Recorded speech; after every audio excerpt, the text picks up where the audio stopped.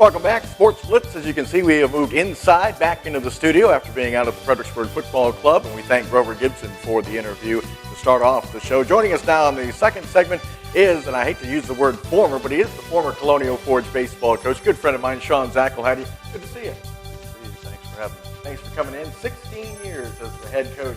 Time flies, doesn't it, Sean? It does. It seems like the other day we were opening up in '99, and now we complete our 16th year.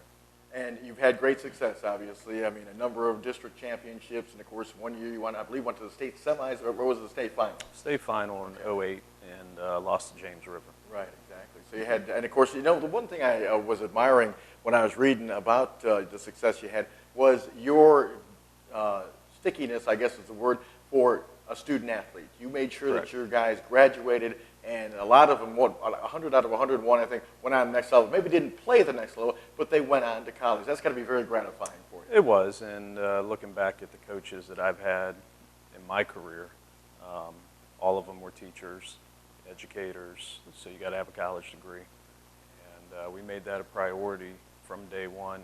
You know, Jack Farrick, one of my assistants, was there with me from day one, and that was one of the things that we wanted to establish. Now, you started the program, if I'm not mistaken, Colonial Forge from the ground. No, you were the only coach they had. Correct. How did you get that winning tradition going, Sean? I mean, was it something that started right from the get-go, or did it take a couple of years to nurture? Well, the first year we were 5 and 15. We had 2 kids with varsity experience coming to us, both from North Stafford, and we just wanted little victories. We wanted to play a 7-inning game. We didn't want to get run ruled. Right. We wanted to get, 10 hits a game, things like that. And slowly but surely they gained experience, and our practices are competitive, so we tried to put them in competitive situations. Right. And we went from 5 and 15 the first year to 14 and 9 the second year, and we hit the ground running from there on. You know, I've talked many times about programs that have had success, and the underclassmen want to keep that tradition going. They don't want to be the class that lets them down where there's not a winning record or you don't make the playoffs. Is that something that you saw develop with your ball club over the years? Was that the freshmen, the sophomores, the juniors didn't want to let down? They wanted to be the class Right. to continue that playoff tradition. Yeah, I mean, each team, it's high school, so you can't Right. go out and get what you need. Right. You play with what you have, and our seniors always served as leaders, Right. and our underclassmen knew what the standard was, and they had to pick their game up, whether it be coming from the JV level up, or in some cases 3 different years. We started very young, Right. freshmen and sophomores, but we had a lot of program kids, 4-year kids. They understood the standard, they understood the expectation, and by the time they were upperclassmen, they were contributing big time. Right, exactly. You know, when and I'm sure you're familiar, when back in the day when Stafford County would play a Prince William County school, no matter what the sport, really the advantage was the Prince William County school because they had the bigger schools and so Correct. forth. But it seems like that's turned now where Stafford County is certainly very competitive, not only in the Prince William County region, but also statewide. Have you noticed that as well? We have, and it all starts in practice. It all starts with philosophy, and we're practicing 2-3 hours a day, competitive situation, and understanding that the Prince William teams are doing the same. Right. And if you want to advance, you have to step your game up. And we were fortunate over the last 16 years to do that. Right. And get kind of on the same level as the Prince William schools, whether it be baseball or football Right. or basketball. Right. Exactly. Now, you've only been a baseball coach, but I think haven't you been like an assistant football coach? I was assistant football coach for 2 years at Chancellor when I got back from Elon, Right. and assistant football at Spotsy, 97, 98. Jimmy, the coach? Mm-hmm. Yeah, Chip. Yep. So I was on the staff for the '97 state championship team, Right. and then when I went to Forge, I didn't have to coach football, Right. and that was the first tough decision I had to give up because I love football. Right. And but in order to get the program off the ground running the way it's supposed to be, it was the right thing to do. Right, exactly.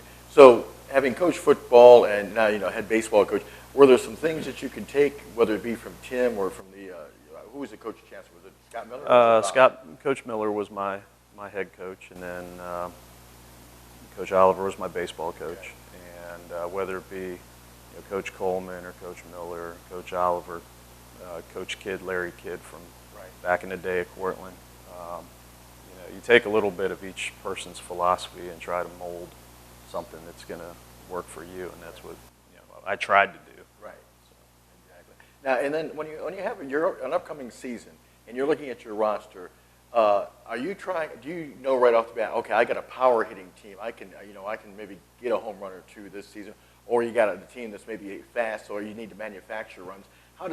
Is that something? Because a lot of coaches maybe try to force their philosophy, right. but I think the successful coaches say, okay, this is what I have, so I have to change my philosophy to, like I say, from maybe a power hitting team to a team that manufactures runs. Right.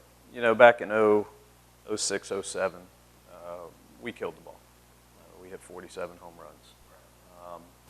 Shortly after that, change in bats, change in players, our power numbers went down. So we focus real hard on manufacturing runs. Our pitching philosophy is very simple. Throw strikes, keep the ball down, pitch the contact, let the defense play. Offensively, we did some good things this past couple seasons. Defensively, we've always been a fundamentally sound team.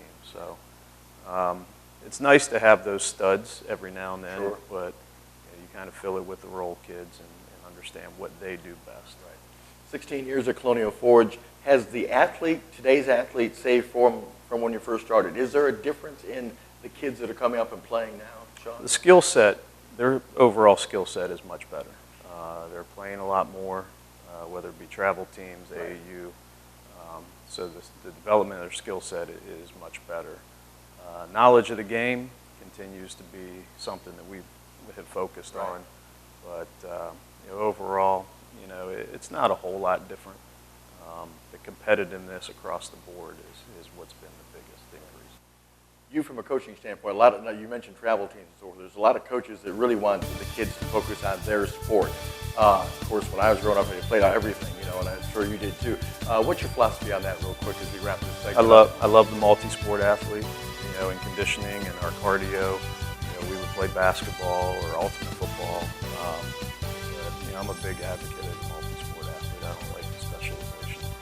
Listen, thanks for the time. Congratulations on a tremendous career. You got a daughter that's going to be playing soccer, hopefully at Cortland, and you have a great family. It's great seeing you again. Good seeing you. Thank you. Sean Zackelheide, he coached 16 years at Colonial Forge High School baseball program, one of the classiest programs in the area, one of the more successful programs as well in the Fredericksburg region. We're going to take a break on this edition of the Sports Blitz. When we come back, we'll wrap things up.